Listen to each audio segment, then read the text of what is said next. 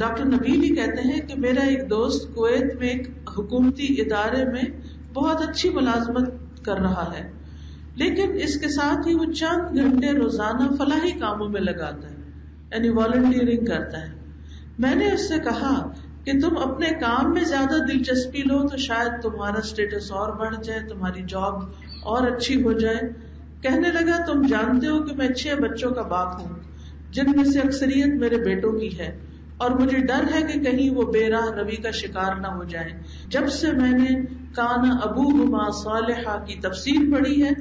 اپنی زندگی کا ایک حصہ فلاحی کاموں میں لگا دیا ہے، اور میں اس کے بہترین اثرات اپنے بیٹوں میں دیکھ رہا ہوں کہ جب میں لوگوں کی مدد بغیر معاوضے کے کرتا ہوں اور خیر کے کام کرتا ہوں تو اس کا اثر مجھے اپنی اولاد میں نظر آ رہا ہے. کیا آپ چاہتے ہیں کہ آپ کی اولاد نیک، صالح اور آپ کی فرما بردار ہو؟ تو پھر اس کے لیے وہ یہ مشورہ دیتے ہیں کہ اپنی اولاد کو نیک بنانے کے لیے اپنی زندگی کا ایک حصہ فلاحی کاموں میں، لوگوں کی ویلفیئر کے کاموں میں لگا دیجیے، کیونکہ ارشاد نبوی صلی اللہ علیہ وسلم ہے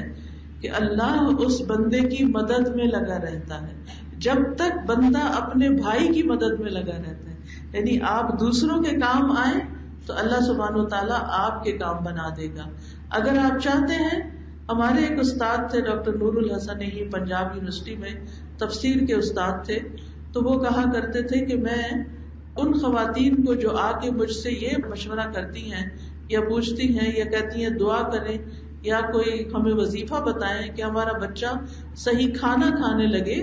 تو میں ان کو کہتا ہوں کہ تم غریب کے بچے کو کھلانا شروع کرو، تمہارا بچہ خود ہی کھانے لگے گا. کیونکہ ہم ہر چیز اپنے ہی بچوں کے منہ میں ٹھوسنا چاہتے ہیں کہ یہی سب کچھ کھا لیں، کیونکہ ہم چاہتے ہیں کہ سب سے زیادہ ہم اپنے ہی بچوں کو سب کچھ لے دیں، چاہے ہمارے بہن بھائیوں کے بچے جو ہیں وہ غریب ہوں، کمزور ہوں، بیمار ہوں. تو اس میں آپ دیکھیے کہ ہم کیا چاہتے ہیں کہ ہم اپنے ہی بچوں کو سب کچھ کھلاتے پلاتے رہیں، اور اپنے ہی بچوں کو دنیا بھر کے کھلونے اور ساری دنیا جہان کی رونقیں ان کے قدموں میں ڈھیر کر دیں. اس کے باوجود آپ دیکھیں گے کہ ان کے منہ سیدھے نہیں ہوتے، سیدھے منہ بات کرنا پسند نہیں کرتے، بدتمیزی اور بد اخلاقی برت رہے ہوتے ہیں اپنے ہی ماں باپ کے ساتھ. یہی ماں باپ اگر ان کو ضرورت کا دیں اور باقی اپنے ہی غریب بہن بھائیوں، رشتے داروں، آس پاس کے لوگوں اور یہ جو کچی بستیوں میں رہنے والے بے سہارا بچے ہیں یا تعلیم سے محروم بچے ہیں، ان کو سکھائیں، پڑھائیں، ان کی ضروریات پوری کریں. جب میں کسی غریب بچے کو دیکھتی ہوں کہ اس کو دودھ میسر نہیں تو میرا دل کٹ کے رہ جاتا ہے کہ ان کے لیے کیا کریں، کہاں سے ان کے لیے یہ سب کچھ فراہم کریں. اس کی جگہ اپنے بچے کو رکھ کے دیکھیں، اگر یہ ہمارا بچہ ہوتا تو ہم کیا کرتے. قرآن مجید میں بھی آتا ہے نا کہ جب مال کی تقسیم ہو رہی ہو تو جو یتیم بے سہارا بچے جو ہیں وہاں پر موجود ہوں تو انہیں بھی کچھ دے دلا دو. کیوں کہ اگر تمہارے بچے کمزور تم پیچھے چھوڑ جاتے تو تم اپنے بچوں کے بارے میں کیا سوچتے. اسی طرح اگر انسان یہ چاہتا ہے کہ وہ اپنی اولاد کو نیک بنائے، اس کی اولاد اچھی ہو جائے، تو اسے چاہیے کہ خود نیک بن جائے.